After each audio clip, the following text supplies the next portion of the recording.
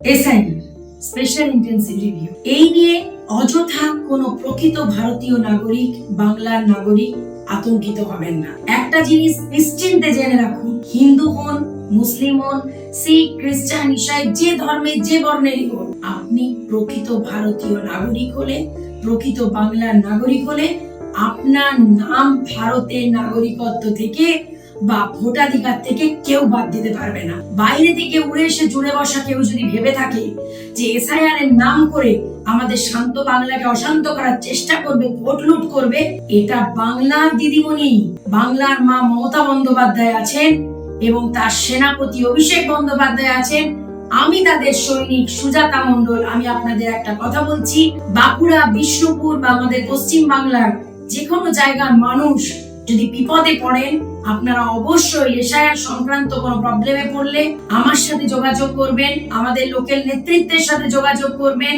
সর্বোপরি আমাদের মুখ্যমন্ত্রী মমতা বন্দ্যোপাধ্যায় এবং অভিষেক বন্দ্যোপাধ্যায় আপনাদের জন্য জাগবে। একটি নামও ভারতের নাগরিকত্ব থেকে, বৈধ ভোটার কার্ড থেকে বাদ হতে আমরা দেব না।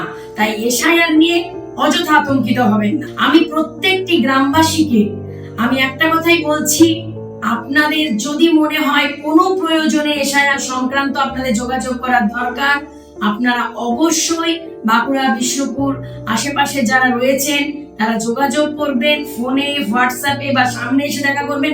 আমি একজন তৃণমূলের সৈনিক হিসাবে আপনাদের বাড়ি পৌঁছে যাব আপনাদের পাশে দাঁড়ানোর জন্য।